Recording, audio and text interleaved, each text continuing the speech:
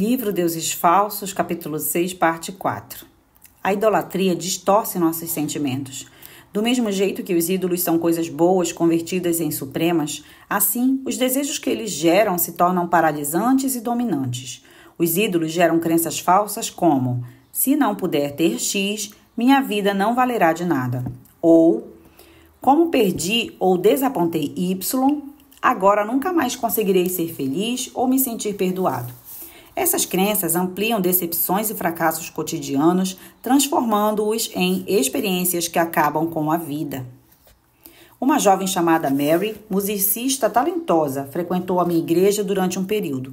Por anos ela havia lutado contra uma doença mental e sido internada em instituições psiquiátricas. Deu-me permissão, como seu pastor, para conversar com seu terapeuta a fim de que a minha orientação pastoral para ela tivesse uma boa informação. Mary praticamente adora a aprovação dos pais. Ele me disse. E eles sempre quiseram que ela fosse uma artista de primeira qualidade. Ela é muito boa, mas nunca atingiu o auge da profissão e não consegue conviver com a ideia de que decepcionou os pais. Medicamentos ajudaram a administrar sua depressão, mas não tinham como tratar da raiz do problema, uma crença falsa motivada por um ídolo.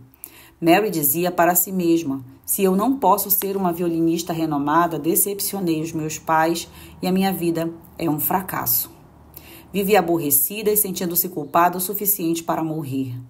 Quando começou a crer no evangelho que a salvou pela graça e não pela sua habilidade musical, e na verdade de que, ainda que seus pais a abandonassem, o Senhor a acolheria, como em Salmos 27:10, começou a encontrar alívio de sua necessidade idolátrica da aprovação dos pais. Com o tempo, a depressão e a ansiedade começaram a melhorar e ela foi capaz de retomar a vida e a carreira musical. Há uma culpa legítima que é removida pelo arrependimento e pela restauração, e existe uma culpa irremediável. Quando as pessoas dizem: sei que Deus me perdoa, mas não consigo me perdoar, querem dizer que decepcionaram um ídolo cuja aprovação é mais importante para elas que a de Deus. Repetindo, quando as pessoas dizem: sei que Deus me perdoa, mas não consigo me perdoar, querem dizer que decepcionaram um ídolo cuja aprovação é mais importante para elas do que a de Deus. Os ídolos funcionam como deuses em nossa vida e assim, se fizermos da carreira profissional ou da aprovação dos pais o nosso Deus e o decepcionamos, então o ídolo nos amaldiçoa em nosso coração pelo resto da vida. Não conseguimos nos livrar do sentimento de fracasso.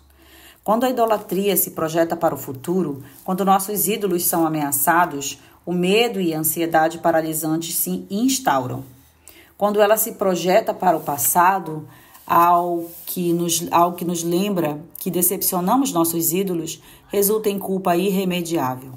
Quando a idolatria se projeta para a vida presente, quando nossos ídolos são detidos ou removidos pelas circunstâncias, ela nos perturba com raiva e desespero.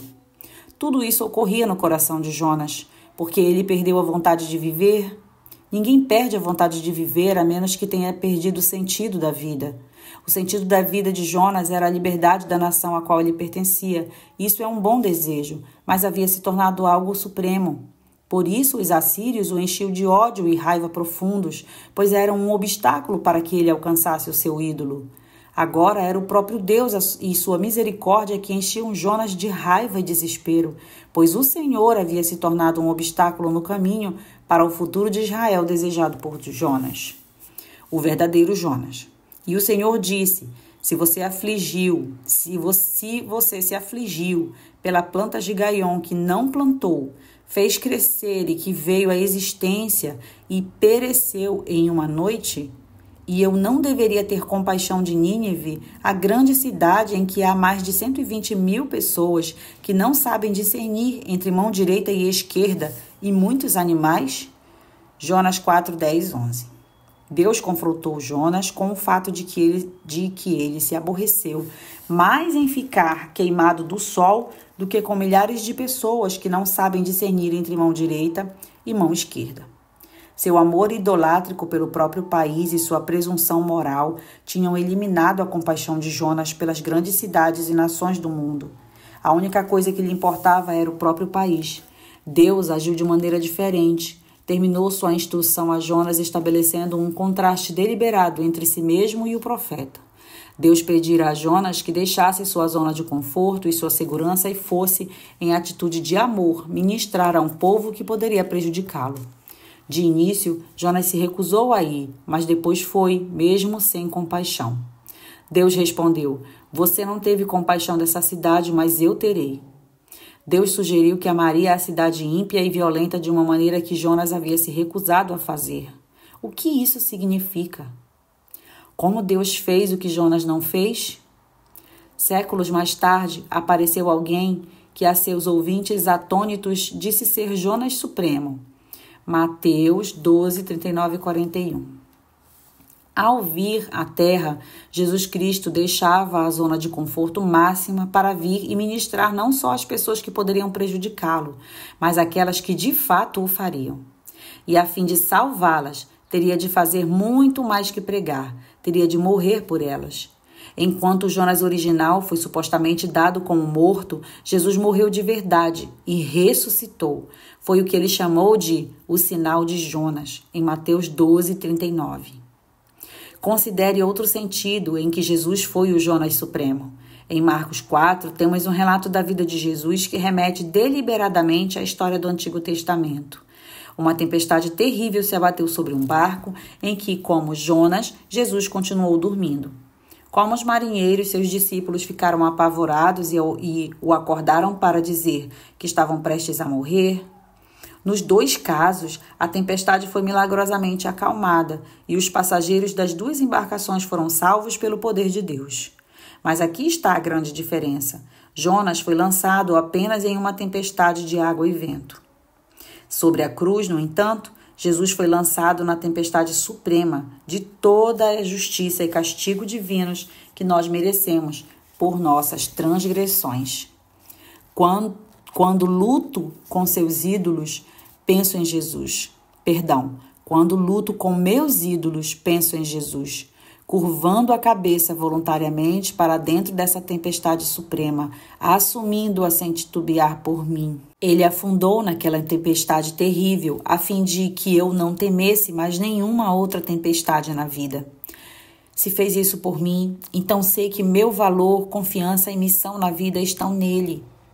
As tempestades aqui na Terra podem levar embora muita coisa, incluindo minha vida física, mas não a minha vida, com V maiúsculo.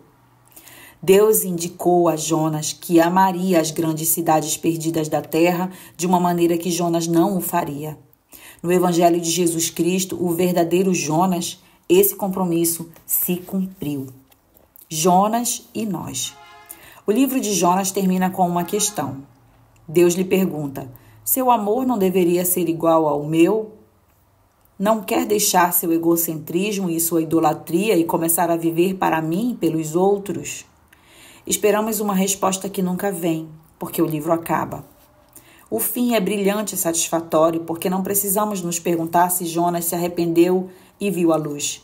Deve tê-lo feito. Como sabemos disso? Bem, de que outra forma conheceríamos essa história, a menos que Jonas a relatasse a alguém? E quem haveria de contar uma história em que é visto como um tolo maldoso em cada página, a não ser um homem em quem a graça de Deus alcançou o centro do seu coração? Por que então não nos é apresentada a resposta de Jonas no livro? É como se Deus mirasse uma seta de repreensão em amor no coração do profeta, disparasse e de repente Jonas desaparecesse, deixando-nos no trajeto da seta. A pergunta vem diretamente a nós, porque você e eu somos Jonas. Estamos de tal modo escravizados aos nossos ídolos que não nos importamos como pessoas que são diferentes, que vivem nas grandes cidades ou que até pertencem à nossa família, mas são muito difíceis de amar. Será que, como Jonas, estamos dispostos a mudar? Em caso afirmativo, precisamos olhar para o Jonas Supremo e seu sinal, para a morte e ressurreição de Jesus Cristo.